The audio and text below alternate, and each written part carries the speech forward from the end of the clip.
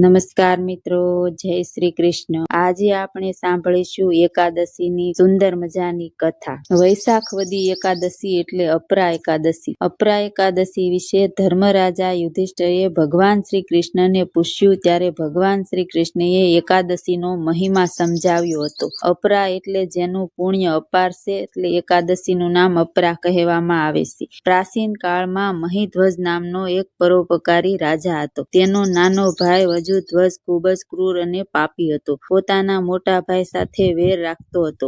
એક દિવસ તેમણે ષડયંત્ર રચી એક રાત્રે વજધ્વજને તેના ભાઈ મહિધ્વજની હત્યા કરી નાખી અને તેના શબને જંગલના પીપળાના ઝાડ નીચે દાટી દીધું। અકાળ મૃત્યુના કારણે મહિધ્વજની આત્મા પ્રેત બની ગઈ અને તે જ પીપળાના ઝાડ પર રહી આવતા જતા લોકોને હેરાન કરવા લાગ્યો। એક દિવસ ધૌમ્ય ઋષિ ત્યાંથી પસાર થઈ રહ્યા હતા। તેમણે પોતાના તપોબળથી જાણી લીધું કે આ પ્રેત બીજું કોઈ નહીં પણ રાજા મહિધ્વજ છે। ઋષિએ દયા ખાઈ પ્રેતને પીપળાના ઝાડથી નીચે ઉતરવા કહ્યું અને તેને પરલોક વિદ્યાનો ઉપદેશ આપ્યો। ઋષિએ રાજાને પ્રેતયોનિમાંથી મુક્તિ આપવા માટે અપરા એકાદશીનું વ્રત કર્યું અને તેને પૂરેપૂરું પુણ્ય રાજાને દાન કરી દીધું। આ વ્રતના પ્રભાવથી રાજા મહિધ્વજ પ્રેતયોનિમાંથી મુક્ત થયો અને દિવ્ય શરીર ધારણ કરી સર્વલોકમાં સિધાવ્યો। અપરા એકાદશીનું વ્રત કરવાથી પાપ મુક્તિ, બ્રહ્મ હત્યા, પરનિંદા અને અસત્ય બોલવા જેવા ગંભીર પાપોનો શમન થાય છે। જે લોકો આર્થિક તંગીથી કંટાળ્યા છે તેમને સુખ સમૃદ્ધિ મળે છે અને અપાર સંપત્તિ મળે છે।